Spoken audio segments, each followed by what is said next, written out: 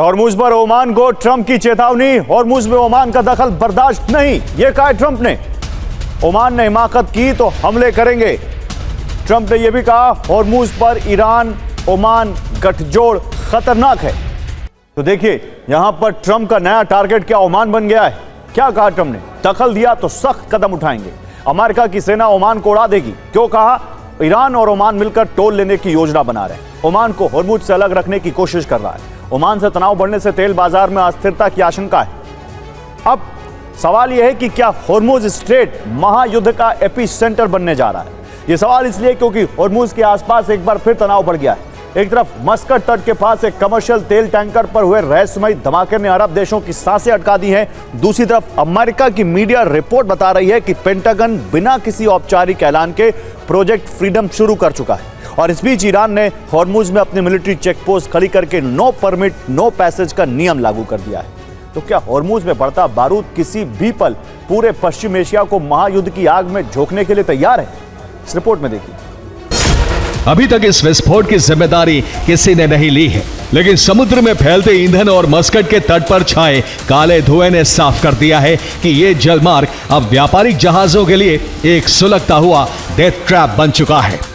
कूटनीतिक गलियारों में इस बात की पूरी आशंका जताई जा रही है कि यह हमला हॉर्मुज में अमेरिकी दखल के बाद ईरान की एक सोची समझी और बेहद आक्रामक जवाबी कार्रवाई का हिस्सा है। इस घटना ने साफ कर दिया है कि युद्ध विराम की कागजी उम्मीदें टूट चुकी हैं और दुनिया एक निश्चित विश्व युद्ध के मुहाने पर खड़ी है।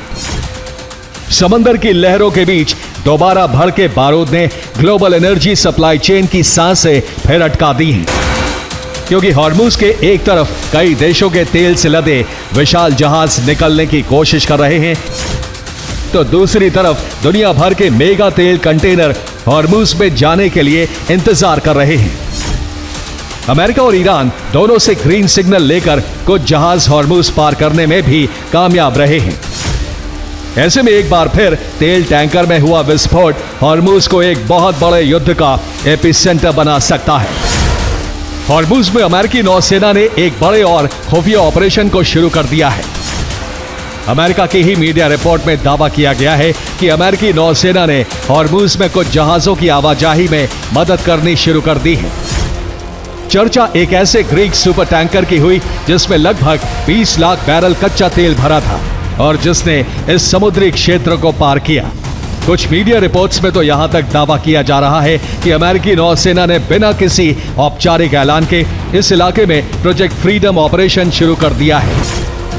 ईरानी नेतृत्व का मानना है कि केवल कागजों पर किए गए दस्तखत और समझौते किसी बात की गारंटी नहीं है। जमीनी हकीकत यह है कि ईरान अब जब चाहे दुनिया के इस बड़े तेल रूट को पूरी तरह काट सकता है।